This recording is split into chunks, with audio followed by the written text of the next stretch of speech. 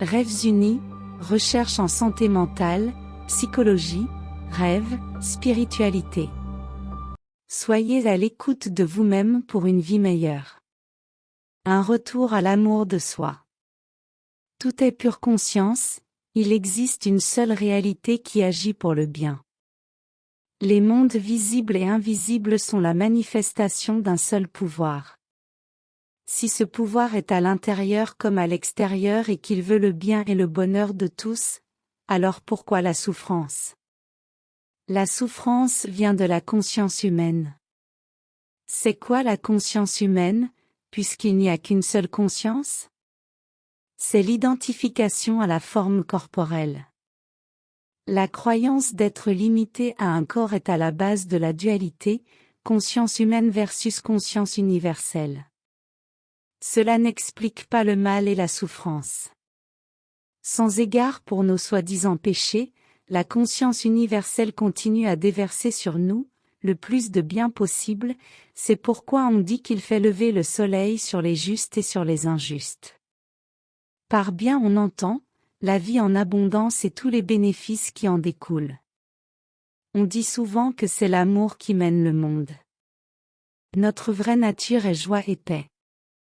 Notre vie prend son origine dans la source éternelle, laissons-la couler dans sa pureté originelle, afin qu'elle puisse égayer les cœurs, et apporter le soleil et la joie dans l'obscurité. C'est l'ego qui conçoit le bien et le mal.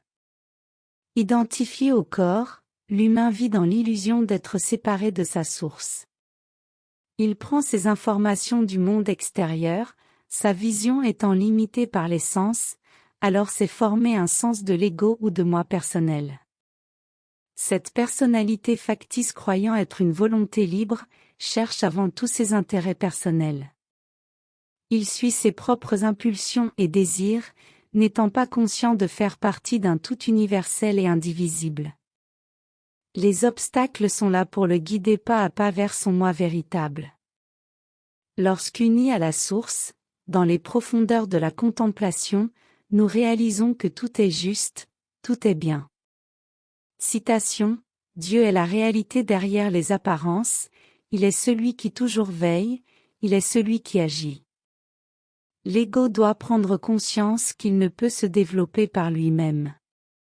En général, l'homme vit dans le mental qui n'est autre qu'un tourbillon de pensées et de croyances, sautant d'un sujet à un autre, le mental enchaîné et ignorant ne trouve le repos nulle part, il n'est jamais satisfait.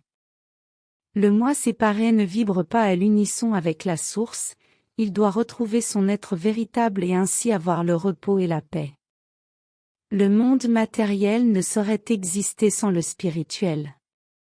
C'est la splendeur de la divinité qui se manifeste, lorsque vous êtes absorbé en son esprit et en son être resplendissant.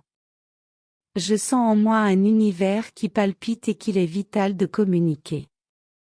Cet univers, je ne le touche pas par la pensée, il s'exprime dans le silence, quand mon mental se tait et que j'arrive à être en communion avec tout ce qui m'entoure.